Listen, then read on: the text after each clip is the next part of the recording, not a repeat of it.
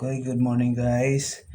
Ito, may customer tayong namong problema sa timing chain.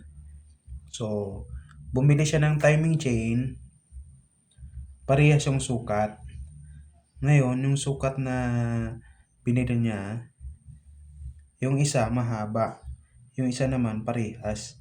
Kaya papalitan ng timing chain na to kasi maiksi na to.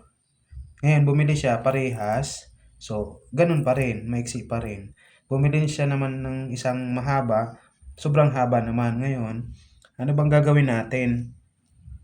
Ito, gamit tayo nitong pang putol ng timing chain.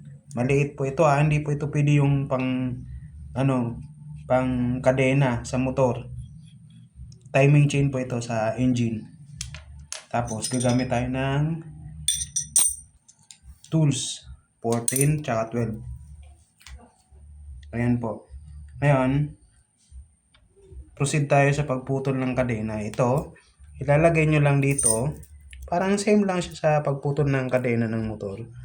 Sprocket. Ganun lang ang proseso. Ilalagay nyo lang to dito. Tapos, itatapat nyo lang dito sa butas. May butas kasi yung maliit dyan. Tapos ito, may pang push din ng pin. Pupush nyo yung pin para matanggal. Tapos, puputulan nyo lang. Babawasan nyo lang. Tapos, pagkakabit nyo na, kailangan maingat yung pupukpukin to ng dahan-dahan para mag-lock lang siya. Kasi pag pinukpok mo siya ng mas mabigat o mas malakas, pwedeng hindi na siya makapaglaro o mag-move. Hindi siya gumagalaw. So, mag-stick yung chain.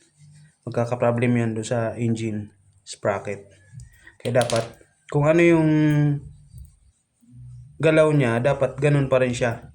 Smooth pa rin dapat pag naputulan. So, yun lang guys. Puputulan na natin siya.